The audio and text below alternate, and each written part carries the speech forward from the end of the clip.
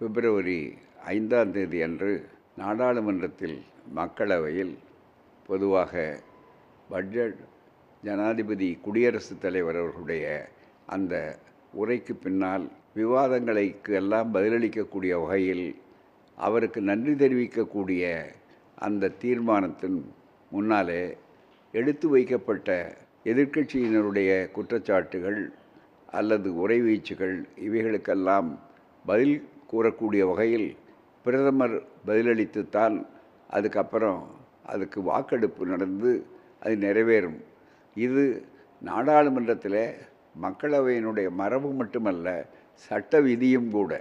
இதுவரை வரலாற்றில் எப்போதும் இல்லாத ஒரு மரபு மீறியது என்று சொல்வதை விட சட்டம் மீறிய ஒரு செயல்.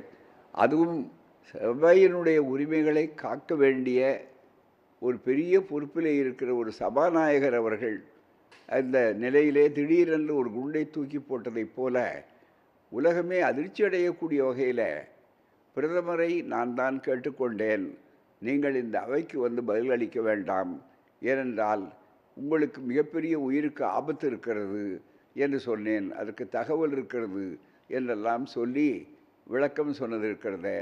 இது இந்த நாட்டினுடைய எதிர்க்கட்சிக்காரர்களை குற்றம் சொல்ல வேண்டும் அல்லது பிரதமர் அனுதாபத்தை வேறு வகையிலே தேட வேண்டும் அல்லது மற்ற பிரச்சனைகளை திசை திருப்ப வேண்டும் என்ற நோக்கத்தோடு செய்யப்பட்டிருந்தாலும் கூட இதனுடைய பாரதூர விளைவுகள் நம்முடைய நாட்டினுடைய பெருமைக்கு அது எவ்வளவு கேடு என்பதை பற்றி ஏனோ சபையினுடைய உரிமைகளை காக்க வேண்டிய பொறுப்பிலே இருக்கிற சபாநாயகர் அவர்கள் இதை தவறாக கையாண்டிருக்கிறார். நிச்சயமாக உலகம் முழுவதும் இந்த செய்தி சென்று கொண்டிருக்கிறது. நாடாளுமன்றத்திலேயே ஒரு பிரதமருக்கு பாதுகாப்பு இல்லாத ஒரு பெரிய சூழ்நிலை ஏற்பட்டு விட்டது போன்ற ஒரு பயங்கரமான ஒரு நடத்தையை சித்தரிக்கிறார்கள். அவருக்கு எதிராக மிகப்பெரிய ஒரு ஆபத்தான திட்டம் தீட்டப்பட்டிருக்கிறது உயிருக்கு எதிராக என்று சொல்வது இருக்கிறதே, அது நம்முடைய ஜனநாயகத்துக்கு பெருமை அல்ல, பாராளுமன்ற வரலாற்றிலும் அது எடுபடக்கூடியதல்ல.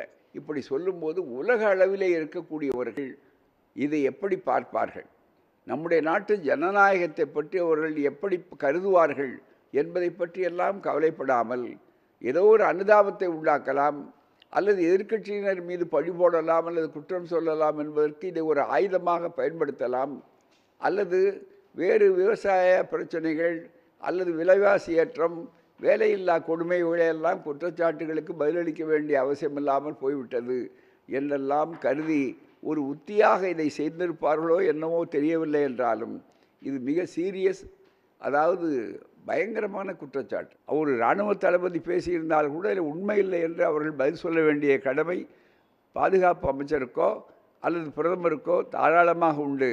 ஆனால் அவர்களெல்லாம் போன உட்பாடு மற்றவர்கள் பேசுவது என்பது இருக்கிறத, அது இன்னும் பாராளுமன்றம் அதற்கு பிறகும் நடந்திருக்கிறது. அவர்கள் அப்படியே அதில் இன்னொரு சங்கடமான ஒரு செய்தி, 2 பெண் எம்பிக்கள் பெயர் வந்திருக்கிறது. அவர்கள் தமிழ்நாட்டில் இருந்து தேர்ந்தெடுக்கப்பட்டவர்கள். அவர்கள் எதிர்க்கட்சி காங்கிரஸை சார்ந்தவர்களாக இருந்தாலும் அப்போது தமிழ்நாட்டை பற்றியும் ஏதோ தமிழ்நாட்டில் மிகப்பெரிய அளவிற்கு உயிருக்கு ஆபத்து உண்டாகக்கூடிய அளவில் நிகழ்வுகள் நடக்கின்றன என்று சொல்லக்கூடிய ஒரு சூழல் ஏற்படுவது விரும்பத்தக்கதல்ல. எனவே இந்த பிரச்சனையை முடிந்து விட்டதாக கருதாமல் இது ஏன், இதனுடைய உண்மைகள் என்ன என்பதை பற்றி ஆராய வேண்டும்.